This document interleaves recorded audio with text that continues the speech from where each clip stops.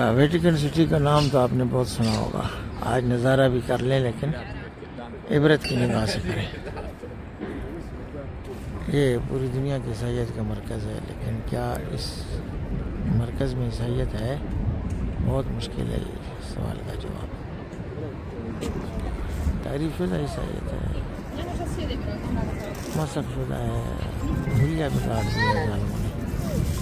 توحید کا تو یہاں نام ہی نہیں چھوڑا، اور رسالت کا بھی بہت بے ادبی ہے یار.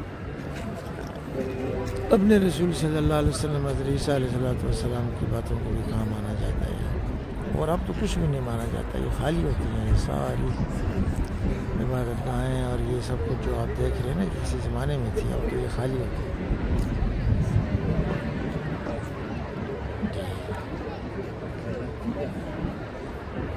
سیرگاہیں عبادت گاہیں نہیں رہی.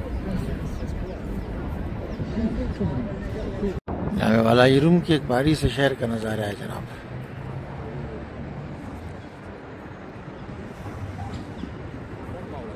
بعض قدیم تعمیرات ہیں، زیادہ تر گرجے ہیں اب سیرگاہیں بن گئی ہیں. ایک گرجا بھی اب عبادت گاہ نہیں ہے.